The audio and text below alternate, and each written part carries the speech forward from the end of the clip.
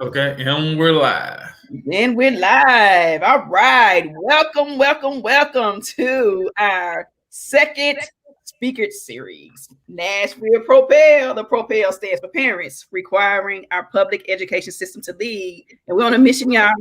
We're building relationships. We're organizing parents. And we're developing them into powerful parent leaders where we're igniting a movement that demands equitable education policy and practices in Nashville public education. So welcome. We hope that you had a great weekend.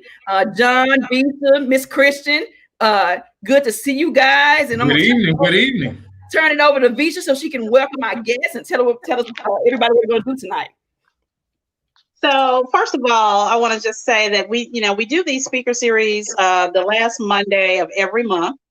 And we, try to bring a topic to you that is of great importance to families, the families that we serve.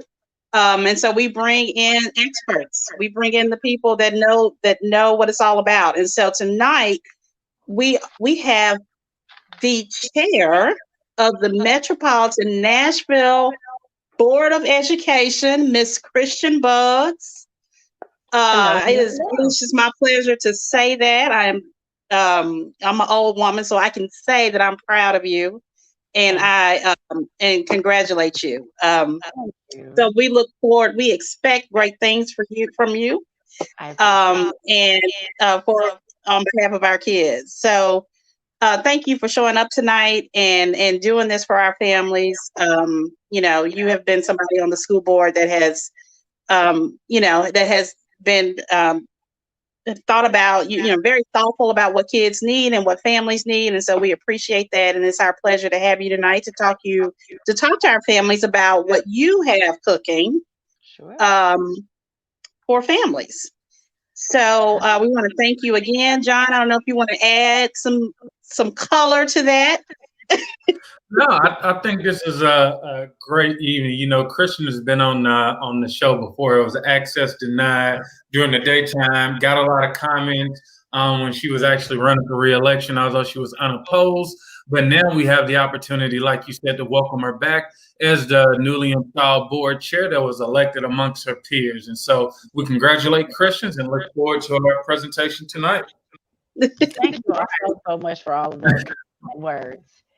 You know what? I'm gonna play to the like and share, comment, like, share, comment. Now go, Miss Buzz. I'm sorry, gotta get your audience on here. No, you're fine. You're fine. So if you'll go ahead and pull up my PowerPoint, I'll tell you a little bit about me before I jump right in. So yes, my name is Christiane Buggs. I'm the newly elected MNPS board chair. But before that, I'm sorry, I'm still fresh out of campaign mode, so you got to hear my stump speech if you don't mind. I'm Nashville born and bred. I was raised in North Nashville in the Bordeaux area. Should have been zoned for Whites Creek, was rezoned to Hillwood. My parents just, said forget it, sent me to MLK. Graduated from MLK, went on and got a physics degree from Tennessee State, started working for NASA. Didn't see a lot of people of color, didn't see a lot of minorities, a lot of women, and wanted to do something about it. So my time at MLK, my time at NASA, both unwittingly, prepared me to be an educator because I didn't realize just how privileged I was, how inequitable my experiences were in comparison to my peers. So decided to come back to Nashville, started teaching, taught in 2 different MNPS schools, and then my school got taken over by the state. I was ashamed, I was embarrassed, but I was frustrated that I didn't know what to do. I didn't know what that meant for my students. I didn't know what that meant for my families. And more than that, I didn't know a teacher who knew what that meant. So it felt like our expertise, our passion, our knowledge was not considered. So that was what threw me into politics. I started looking at the state legislature and hanging out at the Capitol, started looking at the school board and decided that I should be able to offer my teacher voice. And so that leads me into what we're going to be talking about tonight. I want you to feel very comfortable accessing the people who make policy, the people who make decisions on behalf of you, your family, your child. If you've known me for any amount of time, I pride myself on being my most authentic self because I want people to understand that elected officials are everyday people. We are community members just like you all. I have a 2.5-year-old son that I'm sure at some point will yell from upstairs that he wants to watch Spider-Man because that's just what he does. It is my job to advocate for him while I advocate for you. So I cannot drill that home enough. Please, please, please always feel comfortable reaching out to your elected officials, especially your school board. Next slide, please. But let's say that I'm not your school board rep. You don't know me, or you don't feel like you have a connection with me yet. You can always reach out to one of my 8 other peers. So Nashville is beautiful, and as large as the city is, it's broken up into 35 council districts and 9 school board districts. I just so happen to represent East Nashville with a little bit of South and a little bit of North Nashville. So I have Casey Holmes, I have Edge Hill Holmes, I have John Henry Hale, I have Napier Sudacum. I have Stratford High School. I have Procon High School. Um, but yes, we'll be talking a bit tonight about what does the MNPS board do? Who are we? What do we do? If you'll see in red, I'm still very much a teacher, so I like to put in as in layman's terms, as plain as terms as I can, what I'm really meaning with these terms. So, an MNPS strategic plan is something that we developed in 2017 and 2018, and it's just the plan that we use to improve student success. It's the accountability measures, it's the kind of thought statements that we want to always be reaching toward. Then we're going to talk about MNPS board KPIs. A KPI is a key performance indicator that helps us to kind of flesh out or really explain what our strategic plan is. So I'm going to break down what our priorities are. That's all that means. We're going to talk a little bit about our budget historically. I can't get too much into our budget right now, only because it could be changing in the next month or 2 months, but I'll get into all of that. Then we'll talk about what is happening actually right now with MNPS. What is it? What's happening in our system? What will that look like, at least for the time being? And then we'll start looking at what our system can and will do. Next slide, please. So, I was talking about my 8 other peers. Well, this is your school board. You should always feel comfortable going on to mnps.org and looking for anything you think might help you better advocate for your family. So that means you can click on Board of Education, which is one of our panels, and you can find our contact information. You can call us, you can email us. If it's something that is especially pressing, I often suggest to community members to just email all of us. If one of us doesn't know, another one might. So again, mnps.org, find Board of Education, you can find your elected body members. Next slide, please. So what do we do? I remember being a teacher and I thought, oh yeah, that school board, they're up there hogging money, they're mismanaging things, they don't know what they're doing, and I still had no clue what their assigned roles were. The MNPS school board is tasked with hiring, evaluating, and overseeing the director of schools. So I came in right after Dr. Sean Joseph had been hired, but it was still my job to oversee him, to influence decisions, and to evaluate his progress. When we lost him, it was then our job to hire a new director of schools. If you're unfamiliar, our current director of schools is a fellow Nashville native, Dr. Adrienne Battle. She is the mother of 2 beautiful boys. She was a teacher, an MNPS student, a teacher, assistant principal, coach, assistant superintendent. But we'll talk more about her as well. Then we're also tasked with developing, updating, and aligning policies in support of student success. All this means is if you've ever had a job, there are certain workplace policies. Our policies help to govern what's happening in MNPS, and we have to align it with whatever strategic plan, whatever we say our priorities are. We have to align those policies to make sure those things happen. And then we have to ratify a budget. All that says is all the different 163 schools in our district, they sit around, they flesh out what their budget should be for the next year. We combine it all and we either vote yes or we vote no, and we take it to the mayor to request for funding. Next slide, please.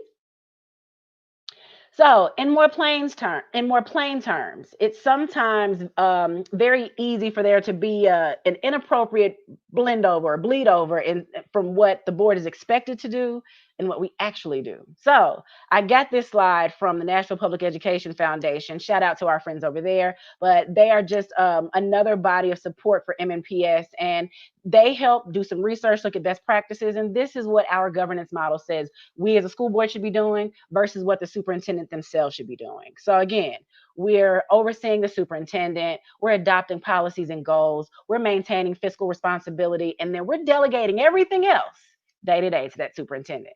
If you look on the other side of the screen, you see exactly what the superintendent does.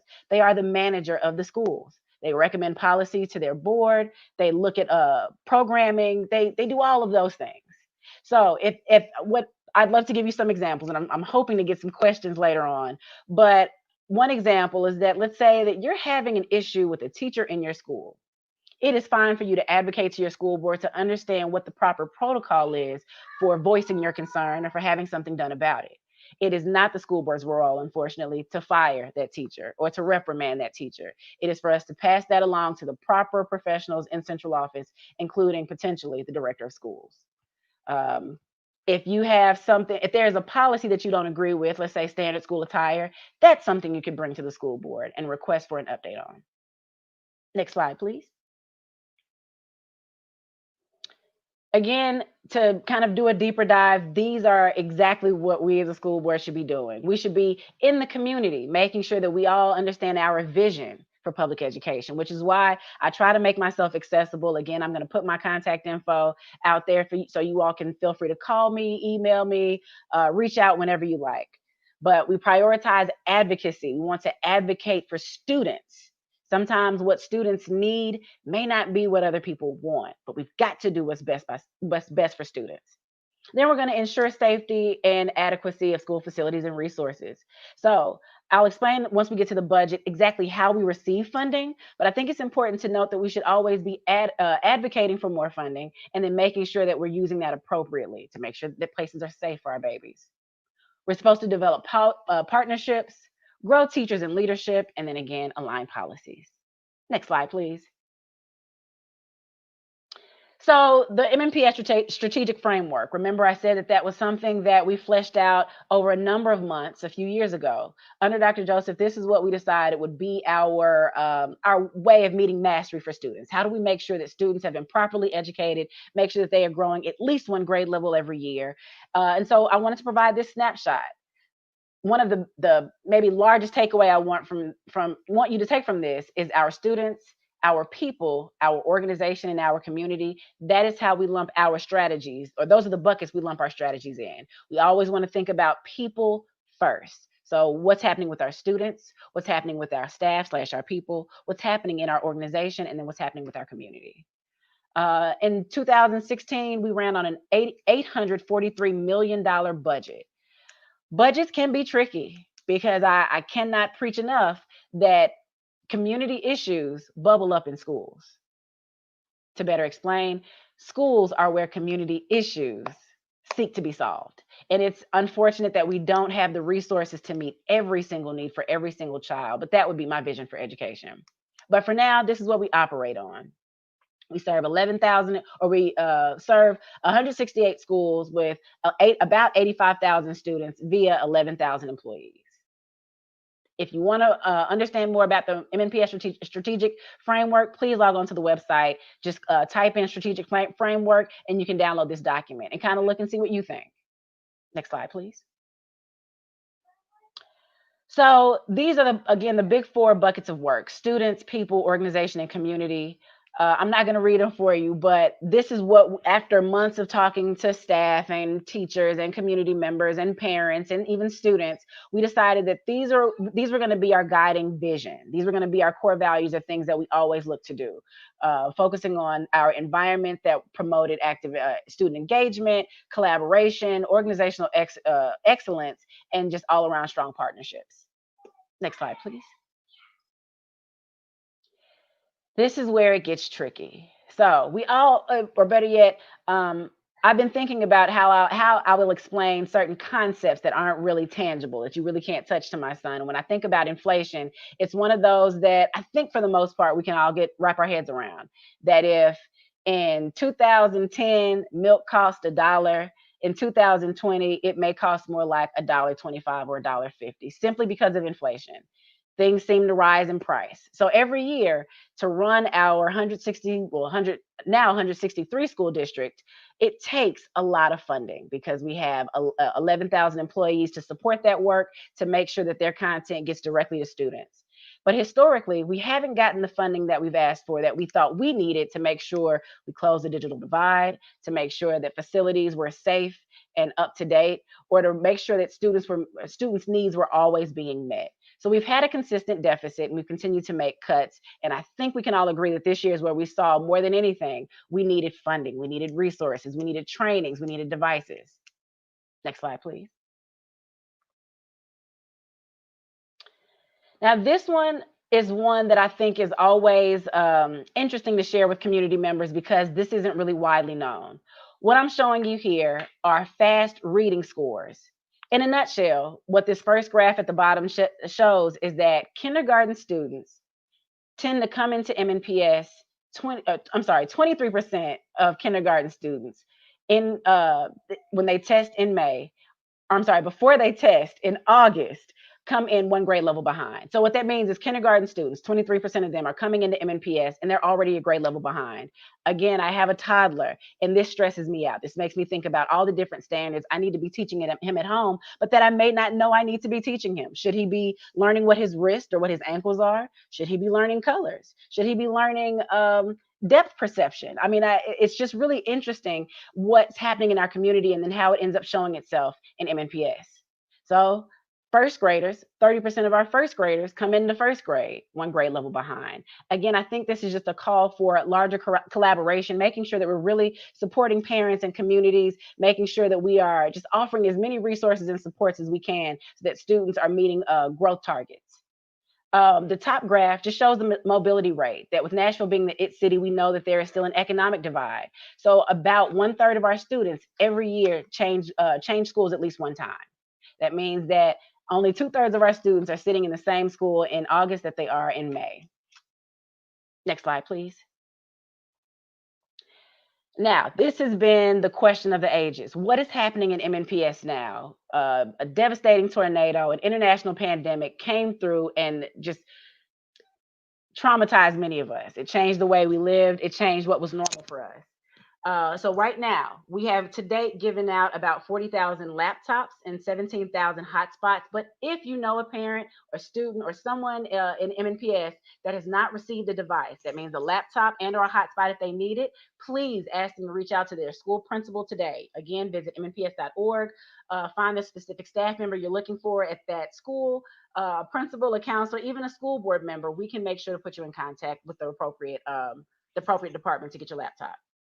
Exceptional education students have already begun transitioning, and then after fall break, our pre-K through second grade students will be transitioning back into schools. Many of you all filled out your survey, so you've already decided if you're going to remain virtual or if you're going to go into in-person learning, but at least know that that is the option for this semester, and then we'll reevaluate in January. Lastly, phasing in of students one grade band at a time will continue to allow us to more effectively monitor those safety measures. Right now, we as a city are doing well, and we want to maintain that. We want to make sure that when we bring students back in, if that is the parent's choice, that they're in a safe environment. Next slide, please. And lastly, I would just ask that you keep in mind that no, we're not currently funded to meet the needs of every child, but we should have the resources to educate. Sometimes those resources come in the form of human capital. There's always a way that you can offer your services to schools or to students, whether it's just reading to them or mentoring. Secondly, educating every student in our community is a community issue, but effective collaboration will help us meet needs more effectively. I just really believe that, no matter how cliche it sounds. And lastly, please feel empowered to engage your schools and elected officials. That's the only way we'll make sure we have resources in areas that we traditionally have not. Next slide. Actually, I think that's the end. Yep, I think this is the last slide. Let me double check. Yes. All right. And what I will say, I'll go back. And I think what we want to do a little bit, Ms. Buggs, is talk about equity. I think, especially on this last one, MNPS is not funded to meet the needs of every child. And it's a couple questions in here, and I know more will come, but I think Ms. Calderon put a good one. Budget IEP means money. Since March, many students have not received full services. Needs are not fulfilled. And so I think what she's talking about, and I've heard you guys talk about it in this pandemic, even the IEP students have not been getting, I know that's why they're going back first, but what are some of the ways that these kids can catch up just with some of the learning loss from March up until October? You see, just exceptional education students or students that receive exceptional education services? Mm-hmm. So yes, you're right that we started transitioning them first because for many of them, virtual learning wasn't meeting their needs. They could not maintain a learning atmosphere virtually. Some of them also needed hands-on supports via therapists of some sort, occupational or physical in nature, speech pathologists. But we just plan on, keeping them in the schools by themselves right now for the first few weeks will allow them time to really intensively catch up. After that, we'll start phasing in the other elementary school students and just continuing to support the exceptional education teachers, making sure that we're offering more parapros because we're bringing them back in to help support with IEP updates. Okay. And I see a question. I'm sorry, this is yours. You keep going, No, child. no, you go ahead with teamwork.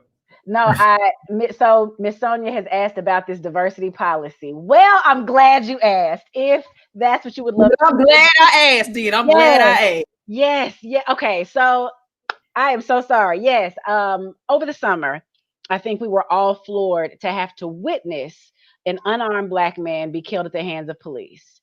And I think what I've tried to reflect on and what I think is been the awakening for so many is that we were safer at home, and now we are being forced to watch a slaughtering.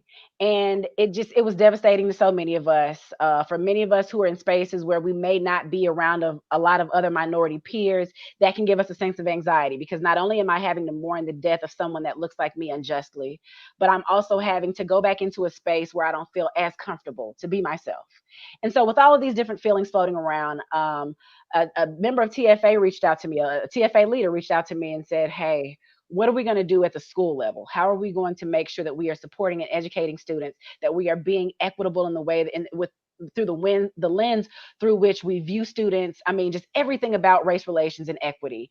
And I was like, you know what? I'm glad you're pressing me on this. Let's get some other thought partners together and let's figure this out. And this gentleman is white, and I think I was just so maybe frustrated, maybe upset, that I just started just word vomit, just kind of telling him all of my thoughts.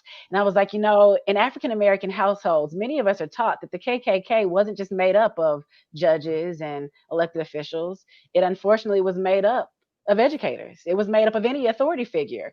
And I don't think we had that conversation around education. Again, I was an educator. Better yet, I was a Black female scientist who decided to go into the classroom, and I saw myself, after reflecting, I was being prejudiced towards my Black girls. I saw myself pairing my Black girls with their white peers or male peers to make sure they got it. So here I needed to unpack my own bias. I needed to do a better job of equitably educating them, but I wasn't reflecting on it quickly enough to change my own behavior. And so we decided to pull these thought partners together and look at the different ways that that equity impacts us in the way that we aren't equitably meeting needs. And we came up with about 4 different recommendations, and it just got to be really large, and I'm really excited about it, because what I've decided to do now is develop a resolution. So I have to unpack a few things. There are certain laws for school board members and other elected officials that says we cannot meet outside of scheduled meetings. So I couldn't be talking with my peers about these policies that I wanted to pass. So I'm first developing a resolution. The resolution will just put our stake in the ground and say this is binding, that we as a district will become an equitable district, that we will equitably distribute resources. We will develop pipelines for minority leaders. We will make sure we are meeting diverse needs of students. It talks about inclusion when it comes to giftedness and encore classes. And passing the resolution, I'm hoping that we can do that quickly, and then we'll start having work sessions as a school board where community members are welcome to join. They're welcome to watch the meetings, participate in them in different ways, but where we'll flesh out what those policies will look like. Does it mean that we need to allot a certain amount of not a certain amount of seats for Encore, but how do we make sure that we are always testing for giftedness and talentedness, whether a parent asks for their child to be tested or not, to make sure that those children get the exceptional services that they need. When it comes to any student with for whom English is a second language, how do we make sure that we're equitably supporting them in 2-generation literacy? When it comes to contracts and MNPS that we pay out, how do we make sure that minority businesses are being tapped into, and that we don't become a good old boy system? So it looks to tackle a lot of different things, and I think it will take at least a couple of years to pass the different policies that I want. But I was so glad that I started mentioning it to people over the summer to remind you all to just stay connected to it, because once we start releasing drafts and we start having community meetings and task forces, I want people to really be engaged and make us pin down policies that advocate for students equitably.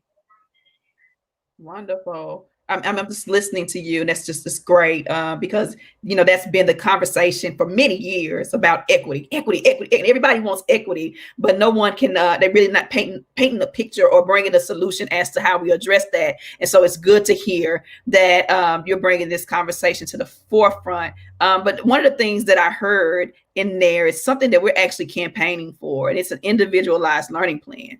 No better way than to individualize the way we educate our children than to have a plan in place that is truly equitable, where we look at what our children need, look at their strengths, their weaknesses, and put a plan into place. And so I hear a little of that individualized learning plan and how it could actually line up with the work that you're doing. So thank you for that. Thank you. Yeah, and again, what I realized as a teacher and for sure as a school board member is that we're just not collaborating. We consistently leave teachers out of a process. And so teachers make the plans. A school can develop the policy, they can develop the structure, but a teacher knows their students, like a parent knows their child. You know what I mean? And so it's a partnership between the parents. It's a partnership. And so I'm hoping by making this more of a community effort that partners, no matter what stakeholder box they check, would make sure that their voice is heard. That's wonderful. And I just want to say that, Nashville Propel parents, we are on board with it. And looking forward to working with you on this policy and being a partner, not just, showing up to meetings, but actually partnering with you to make sure that our children have the very best. So thank you for that. No problem. And I see a statement here. They barely have a plan in place for our babies. And I only laugh out of it. I've said this before. I sometimes laugh because you almost have to laugh to keep from crying. And I think, better yet, I know as an MNPS student, as a former MNPS teacher, that I, as an African-American woman, African-American girl, a little Black girl at Cumberland Elementary School, I remember just feeling kind of like, well, my school kind of different from this school over here. I remember just feeling that. Nobody told me that. I didn't have language for it back then, but I just remember feeling like, I feel like I'm less than. I live in this Black neighborhood, and I feel like what I'm getting isn't the same as this friend who takes TAP with me who goes to another school across the district. Now, again, I didn't know it then, but so I think it's really interesting now that we are finally, as a nation and as a city and as a system, coming to terms with the idea that, hey, minority leaders might have something to offer. So for the first time ever, you have an African-American mom as the director of schools. She is not harming anyone's child. She's not trying to harm anyone's baby. She is trying to put plans together with the other staff in her office that have been teachers, that are parents, that have been principals, that are community members, to make sure that we're not leaving children out. But I think what ends up happening is because historically, this is a system. And when I say system, I mean the public education system is a system that wasn't built for me, and it wasn't built for you, John, and it wasn't built for you, son, and it wasn't built for me. I promise you. But the issue is, we can take a couple of different paths. We can either choose to continue to just do what we've been doing, or we continue to try to fight and make things better for our students. And I think I've chosen my position in the district to make sure that I can be at the helm to make the change, to be the change I wish to see, to make sure that there's not another Sarita that thinks that there's not a plan in place, to make sure that Sarita's baby's teacher is involved, and make sure that they collaborate and that they understand that they've developed a plan together that will best support little Sarita. And so I think this is the time to make those changes.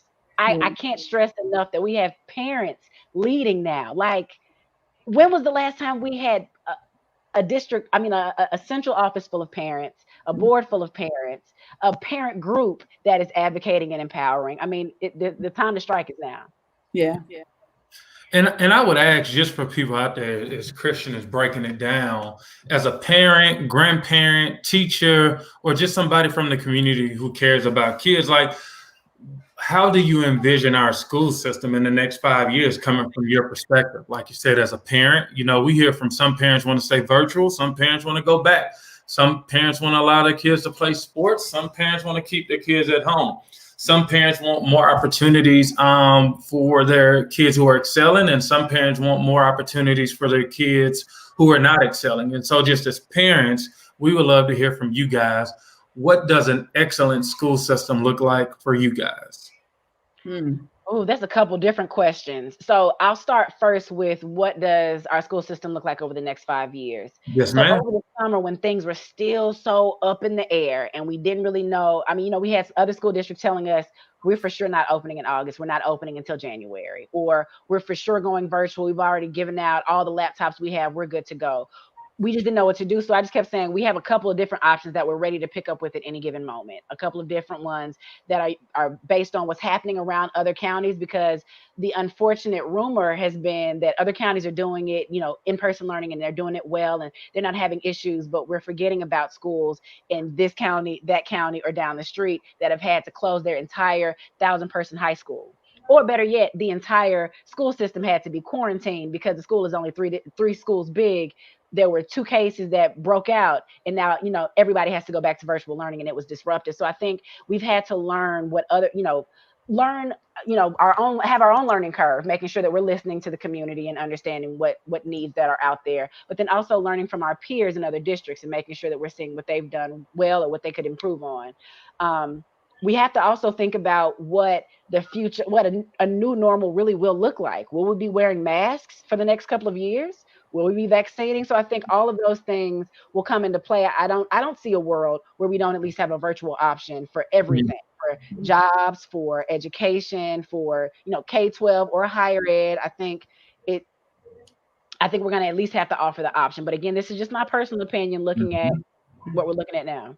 Yeah, I mean, I think to your point, we don't know, and one of the things that we've been advocating for, we are for all parents having a choice, but that means having a meaningful choice, a real choice, and that is being fully informed about making your choice, and that's one of the things that I have been afraid for parents, just even across this country, is that they have the information they need to make the best choice for their children, whether it's go in person, if that's what you want to do, but make sure you got the data, make sure you know that schools around us are closing, make sure you know the safety parameters, making sure you're making an informed choice, because if it's not informed, it's really not a choice. So thanks for bringing that up. Parents should be able to advocate for whatever they want for their child, but it needs to be something that is meaningful, it's informed, and they're making the best decision so that they're not having regret when they make the decision they're making. John, you got anything? Yeah, I would say, as a former MNPS teacher, I'm going to read a comment from Miss Tisa Brown. She said, as a teacher, I envision for students have say with what they want to ultimately pursue, meaning using student inventories that channels students into vocations that are aligned with their interests and are giving families access to those resources. Mm-hmm. So I love that. And I really love the vocational aspect of that, because any college student can tell you that I wanted to be college ready, but I also wanted to be career ready. I needed to be able to make some money. I needed to be able to sustain life. And so that's the mission of MNPS, to make sure our students are college and career ready. So if earning a 21 equates to about a C average as a college student, which means that you should be able to pass, we want to at least push you to be able to make that mark. But we also want to make sure, through our academy pathways, through our partnerships with a Firestone and with with the HCA and Nissan and the different companies that we've partnered with, we want to make sure that you also have either you're on path to get some sort of degree, some sort of vocational licensure, but that you also just have the vocabulary and the resources and the understanding to go into that trade, go into that field. I'm really worried, Christian, about the learning loss. We've been screaming learning loss since March, and now the country is catching up. It just cracks me up. Parents have been talking about learning loss since March 2020, and now the country is catching up. And so my question is, it seems, or I guess my statement is, these things that we want and we envision for our children, we got to sound the alarm that it's in jeopardy. Our kids were behind before all of this came along, and now the learning loss is real, just like the digital divide is real. And so I'm just I'm interested in what you think about learning loss. So many different things. So I mean, first there's the idea, better yet, I'll start with that that data point I gave, that 30% of our first graders, a third of our first graders come into MNPS one full grade level behind. How you come to school behind at 5? But that's what happens because, again, public schools are where community issues are expected to be solved. And instead of doing a better job as soon as a child is born, supporting that, not just that child, but that family, making sure that the family has access to resources, like you said, so that they can make informed decisions. I think it's so timely that I'm doing this speaker series with you all tonight because today was Christopher's very first day of his real daycare. Dropped off and signed in. I had to download the app. I had to get the updates about the potty and what he ate. And that to me was such a milestone because even with all the resources I have and all the understanding that I have, when we went to Christopher's 2.5-year checkup less than a month ago, my baby's critical thinking skills were behind. My baby's fine motor skills were behind. My baby's 2 front teeth are decalcified. I literally cried. I'm like, here I am trying to make sure that Nashville students are okay, and I have ignored my own child. We've been sitting here playing. We've been watching Trolls. I've been snuggling, but the whole time I've forgotten about different standards I could have been pushing him toward. The other way of viewing this, though, when I talked to his first pediatrician, she was like, but Christian, you have to remember that these are standardized questionnaires to push you as the parent. So these standardized questionnaires, you may not have answered them as appropriately as you wanted to because you didn't want to oversell your baby. You didn't want to act like he was brilliant. So when it asked if he could trace a circle, you said he does it sometimes, not all the time. I say all this to say that those standardized tests, in my opinion, are important because they're supposed to show me where my child is. They're supposed to help me as a teacher know where my teaching is and know where I need to follow up. That doesn't mean that these children don't know anything, but it's supposed to allow us to fill in gaps. So a lot of different thoughts. I wanted to also address what you said, John, about a successful school system, just more about making sure that we prepare children as soon as they get to us, prepare them for different pathways, allow the inventories, making sure that we know exactly what they like to do. That might also help us to understand where foundational gaps might be that we can help fill. Sounds like an individualized learning plan to me. It sounds like an individualized learning plan. Look like a duck, quack like a duck. Yes, when I say after talking to you, I talked to some teachers and they all have different versions of it. I'm telling you, you bring teachers in, it'll be a standard. Hey, we bring them in. It's a game changer. I'm telling you. Yes. Nashville in the state of Tennessee, if everybody would forget about that Nashville Propel started talking about this, okay, and then just come together and get behind us on this, we know what we're talking about. We know because you know what? We've gone into our most struggling communities. We've done the research. We've done the Harvard research. We've looked at, Chattanooga is ahead on implementing this policy in their district. And it's like, how much further behind are we going to be on time? Like what else has to happen for this district to catch on? I know a lot of people say we don't have any money. We're underfunded. Well, when you have a budget in your house, you save money. And because you got a plan, right? It's the same thing with our children, with their academics and non-academics. When we have a plan, then we're able to allocate those resources, those times, that energy into the places that they're needed. And so, I think we're on to something. This is a game changer. It's the thing that will finally put our children ahead of the game instead of being behind. And so my sovereign prayer every night is that everybody will start listening to our campaign and what we're asking for and get behind it because it's the game changer. Could I offer you a different perspective, some pushback here? Because I think we hear often that, well, if you all would just prioritize better, you would have all the money you need to meet all the needs of the students. And I remember something my mom said. That's not what I'm saying. I remember different things. Hold on, I'll let you finish. Hold on. But so I remember talking to my mom and she was like, you have to remember, Christian, public schools have always made it work. No matter what, no matter how much money you ask for and you don't get, teachers are still going to show up to their job.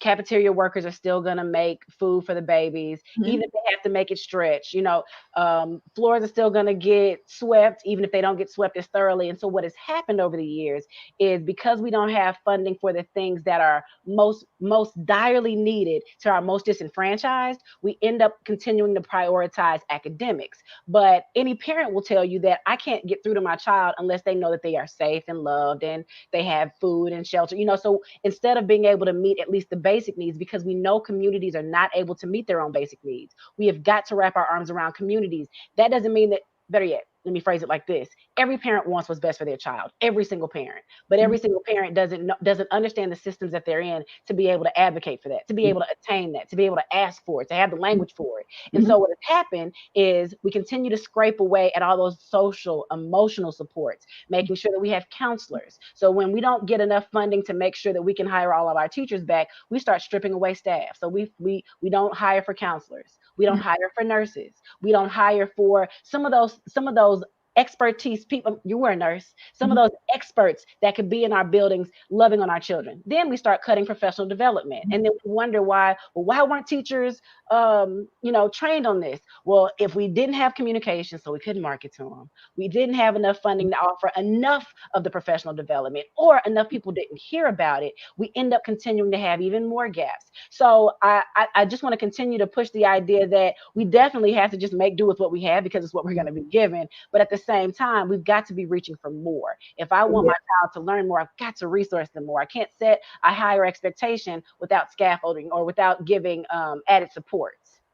Yeah, and you and I are not going to agree on that. I'm a strategic planner, and I'm gonna tell you, if you don't have a plan, we're gonna be right where we are right now. And that is part of the problem in this district. Is it has been some poor planning. It has been some poor strategic planning, because if you're doing a 1 to 3 year plan, then some of the things shouldn't be happening. But also, it's been turned over in the superintendent position, to where the visionary can't cast a vision when they're constantly being changed. So it's a lot of different factors that are hurting us. But at some point, we've got to stop talking about what we don't have.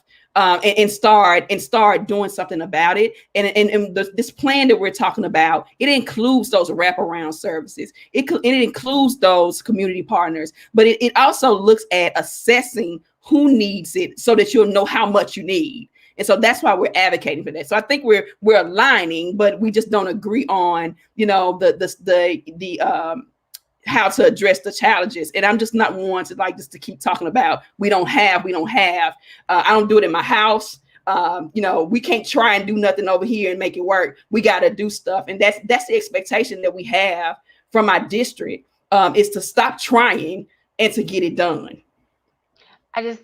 I think I would continue to push back against that, because, like you said, even in your own home, if there's something we're going to continue to put out, our very best. There's going to be a risk assessment too. And so again, we continue to make it happen. We continue to feed the babies. We continue to give them the education that we can afford to give them. But I think adults, we're all smart enough and intelligent enough to chew gum and walk. So we can do two things at the same time. I can be advocating to the city and state for more funding. I can continue to advocate for philanthropic dollars. I can continue to volunteer in schools. I continue to advocate for others to volunteer in schools. But, just like nonprofits like Propel or the Equity Alliance or Gideon's Army need funding to be able to train people, to be able to knock doors and galvanize the types of thousands of parent resources or parents, so that you can get resources. The school system wants to be able to do the same. We don't want to just keep doing what we've been doing. Like you said, we want to be able to give them more. So we plan for the minimum and we plan for the more. And unfortunately, even with spending money on giving, laptops, there were still some that said we shouldn't have done that. It's like, we can't just keep cutting from these babies just because a parent doesn't have it in their home. That's just, I can't agree with that. Yeah, I totally agree. We can't not give children what they need. It's unacceptable. But thank you for advocating for more funding. We're advocating over here, but it's just disheartening, right? That we send our very best and we just constantly hear we don't have enough. And it's just hard. And unfortunately, a lot of parents make other choices. I mean, I see a mass exodus right now with parents leaving the district, and it's because they're afraid, and they yeah. In 1963, when busing first started happening, there was a mass exodus. At that time, we had 90,000 students. We had the white flight. Now we're seeing the classist flight. So anyone that has the means to, they are leaving. They're opting out. And I say this all the time that, I live in the pro-con cluster. So Christopher's going to go to Buena Vista. Well, now Jones. He's going to go. And I tried to join Jones PTO. They don't have a PTO set up yet. So I'm going to help with that. I'm excited to join that. But I think it's my human capital, my resource in that school to help elevate those conversations. Then the same for McKissick and the same for Pro-Con. And but like I said, anyone else in my community that has means, they're opting out. And all we can continue to do is to, serve the students that we have, make sure that their education is better, make sure we don't, that we don't have a second round of white flight or classist flight. It's just working with every student. Yeah. I mean, I think what would be most beneficial, and I know in this time right now, it's kind of hard, but like even before then, we were asking for like a plan to increase academic achievement, and we just have not seen one in years. Really? So, yeah, I mean, I've asked Dr. Griffin, I've asked Dr. Battle, like, what is the plan to increase academic achievement in our priority schools? And man, I've actually been told there is no plan. Well, I think that's okay. So what I think I've realized is that we don't often have shared understanding in education. So the language I might use might be different from the words you're using to describe the exact same thing. So when I think about the plans that each principal, because that's what I love about some of my charter schools, that when they have small systems, they are able to put their individual plans together. And so what we've allowed the traditional or even the magnet schools to do is have their principals develop different plans based on the one large plan that the entire Nashville community helped to flesh out, that MNPS strategic framework that I showed you. So that puts into words, and then the principals have their individual plan, which aligns with their budget, that says, all right, this is what I plan to do, and then my budget aligns with that. So there are plans, but if you ask for one plan, it's MNPS.org/strategic framework. If you're asking for, but if you're asking from, like, let's say that you're asking specifically for what kind of curriculum will there be? So priority schools are going to be different. So like Jerry Baxter's on the priority list, but then Neely's Bend was on the priority list, right? So Neely's Bend had a high ELL population.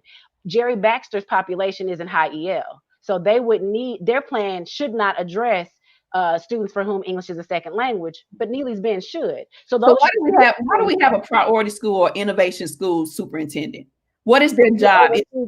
So yeah, like if that person cannot cast a vision, an overall vision for that population of students, which is in our most struggling community, then who the hell are we asking? I mean, my question was, do you have a plan to address priority schools? Do you have a plan to address academic achievement? I don't know how many other ways to answer that or ask that. I'm here to help. I mean, and I still don't feel like to push back on you, Christian. You're not really giving me the answer that we need as parents. And I'm speaking on behalf of those parents because that's who we represent. So to say that each principal has a plan it's not working. And so maybe we need to circle back around, figure out, and that's what I mean about planning. If we got somebody over the School of Innovations, then we need to really look, do we need that person there? If they're not going to cast a vision for that particular school population to increase academic achievement, why are they even there if the principals are doing their own thing? So I understand that. I still think that it's the shared misunderstanding. So you're asking for a separate vision to be cast for different types of problems. So again, we'll go back to I'm just using the Jerry Baxter and Neely's Bend because they're both middle schools, but they are starkly different communities and have starkly different needs. So at Neely's Bend, a lot of students walk. At Jerry Baxter, a lot of them are car riders, right? Mm-hmm. So again, the plan is going to be different. If you're asking for a vision that has specific accountability measures, that, all right, this is what we're going to do to increase literacy rates for third and fourth graders. We're going to dedicate at least an hour of intervention. And so I'll say this: I have 42 schools, so no, I cannot tell you what all 42 schools plans look like, but I can at least know because I've seen the individual budget and their individual plan that says these are our benchmarks. This is the thing we're going to do for each benchmark. So if your benchmark is to increase the number of students that are proficient by 20% in the first quarter, it could be that they're using their hour of intervention more effectively, like they're doing drop everything and read, or they're specifically reading for 30 minutes and then writing for 30 minutes. Which does not work. Which the science says that does not work, and that's why you know I'm just giving you science says you know I'm just giving you examples. You're trying to split hairs now because you don't want to agree. Wait a minute now. So my point is we're doing stuff that does not work. Again, I think you don't want to hear me. You just don't want to share my language because you heard me when I said I'm just making this up. And what you telling me is we got somebody said a school improvement plan that don't work. So because I gave you an example and I told you that it was a random example, you're gonna use that as why it can't be right, girl. You know this my animal here, baby. You don't want to agree. You know I'm right, though. You know I'm right. What happens at my house can't be the same plan as someone else's house because I want to see all of them. I want to see 21 plans. That's the thing. You can just reach out to the principal. Where? Just reach out to the parent. Do I have to reach out to the principal for 21 plans? It's just out somewhere. Just one. You don't know them plans for 21 schools. Oh, I'm sure they do though. That's what I want to talk about. Just a misalignment. Because if you're saying that you're asking for the individual plans for each of them, again, they are going to be different, but you can get those. I want to see also who do I contact? I want to see all 21, and I don't have time to call you. Tell you to email me every time. I get on with you all the time. You know what? If I ask you for something, you get it. So, and I think that's what will sometimes maybe frustrate me because it's like, I know how hard I work. I know how hard MNPS works. I know how hard parents work. But to continue to be told that we're not doing what I'm like, I can get there for you though. Anytime you said that you all didn't get something, if you said that someone didn't get a laptop, I said send them to me and I got them a laptop. But you know what? I should be able to talk to somebody in the central office and ask them. See, I'm asking you on Facebook. But I should be able to ask somebody in central office and they give me an answer. But instead we don't have one. Let me allow if you don't mind, allow me to push back on that. That's what the school board is for. We are supposed to be the liaisons. Y'all, it's like wanting to go to the principal instead of wanting to talk to the teacher. If the teacher knows more about your student, then why even go to the principal? If I'm supposed to be the one that's liaising, that I have asked this question a million times. Send it to me. Send me the email. That's a shame that you've got to be overwhelmed with other. But you got 3 responsibilities. Those are you got 3 responsibilities, and one of those is not being a liaison. Yes, it was against shared language. I'm sorry. In that PowerPoint, I made sure to show that I'm supposed to engage with the community. I'm supposed to advocate. This is that. This is that. Okay. My thing is, I don't think it matters who you get it from. If you know that you can get it from me, just reach out to me. I don't want us to continue to perpetuate the rumor that MNPS is unprepared or we don't have plans. Wait, we're not perpetuating because MNPS got a lot of work to do. So we're not. We're not going to discount MNPS like you. So I know we got what 6 decades of work to undo. I get it. Up and act like you're right about that. This is one that I can't let you get away with. Like if you know you can get access to the plan, don't be mad because you asked someone else, and I keep telling you to ask me. Like that's what I can ask you. My email address is the shortest email address. So I will call you. About that. I won't call you. Matter. I called you. And I answered. I answered. You do, and I so appreciate it. I mean, from the bottom of my heart, I appreciate it. No problem. I really want to. Sometimes I think that you get too much put on you too, though.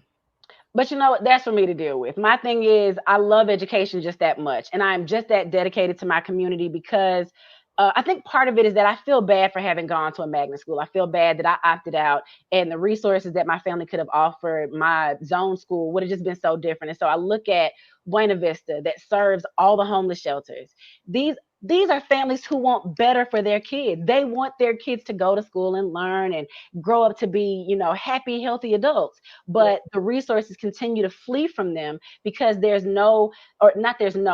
not a lot of advocates outside of the teachers and the administrators in the school building, because the parents are working a lot and they don't have access to capital, to fundraising, to PTO. And so I think part of it is, I feel like it's my job as a community leader, as an educator, and now as a mother in a Black neighborhood, to make sure that I push for my schools to be better, but that I invest in them with my own child and my own hard work. So I want people to understand that yes, the pandemic was not something we asked for. So we've had to just pick from some of the worst possible situations and see what will be the least bad of them all, right? So I also agree that we have decades of work to make up for, decades of issues to change around MNPS. But I think that we are doing what needs to be done. We're trying to make the tough decisions, and we're trying to get more resources to do it. I got a recommendation. I got a recommendation. Of course. Go right ahead. Parent partnership. And we'll define that. I mean, anytime you call me, you talk to parents. No, but Christian, it's different. It can't be a onesie twosie. It's the district the system has to stop being anti-parent. I'm not saying you in particular. So when I'm talking about a district that has to change its mindset, its behavior, its characteristics, because it is built on an anti-parent, especially in our community, it's built on an anti-parent type of behavior. And so that's one of the things that I think that would really, really help is to be focused. When we look at excellence, when I think of the word excellence, I think about it being intentional. Okay. And I think that overall district wide, and I've seen some improvements, like with communications. Like I always like to shout out when I see improvement.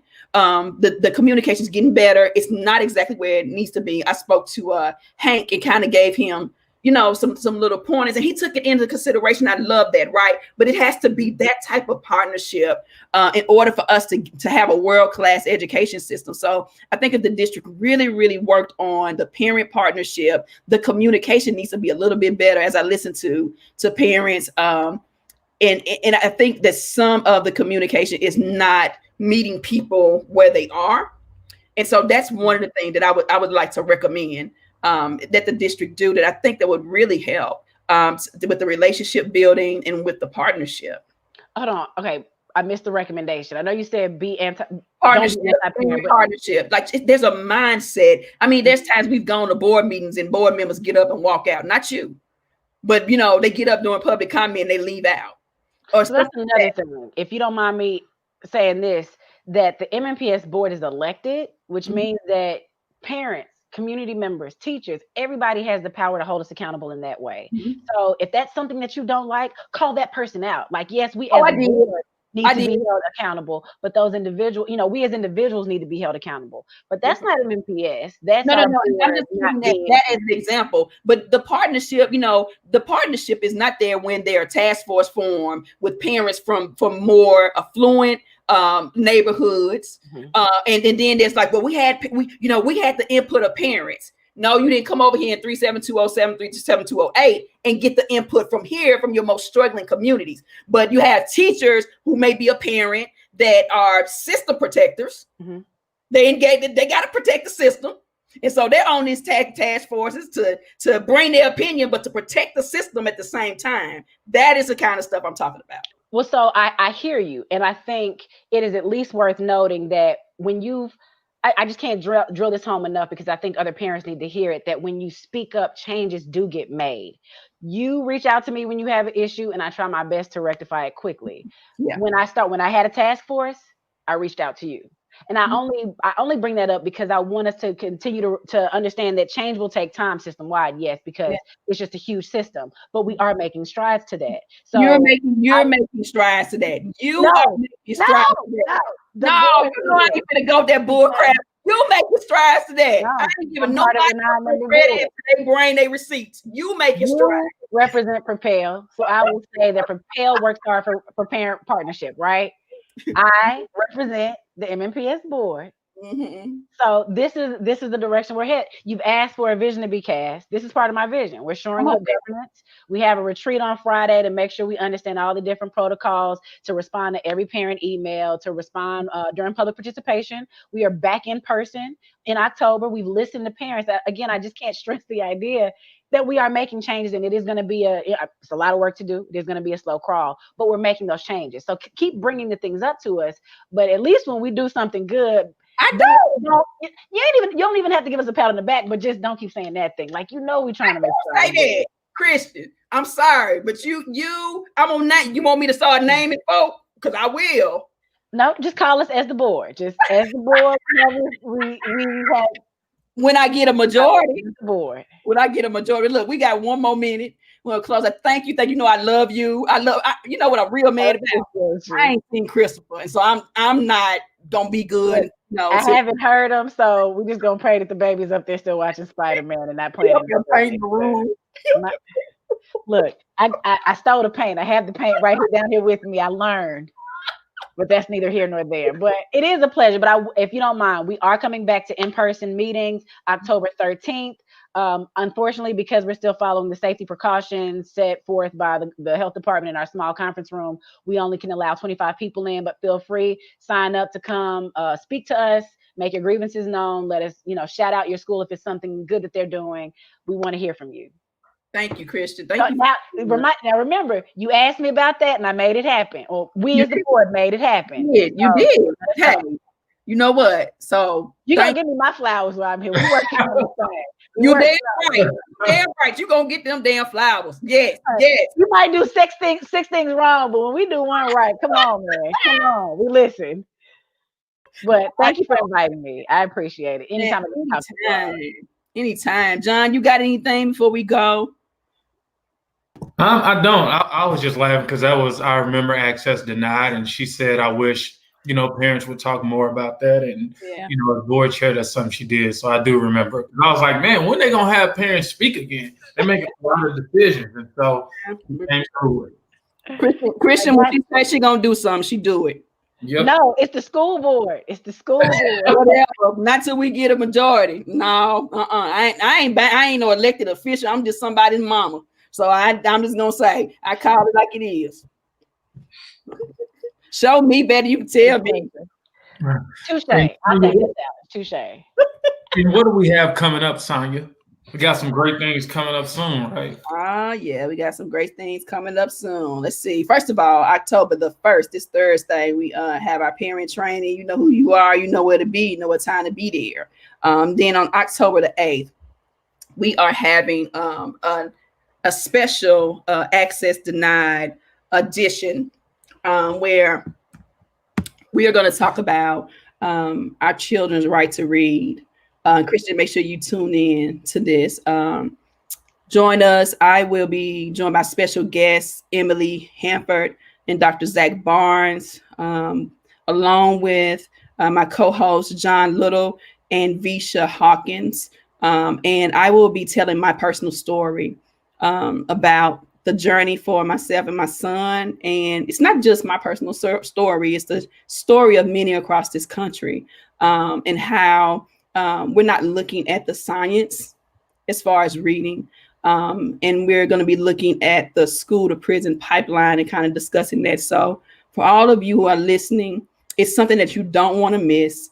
It's a very candid and raw conversation with a group of people who are experts to this matter. And so I look forward to seeing you guys next week, October the 8th, at 6 p.m. Central Standard Time for our special edition of Access Denied.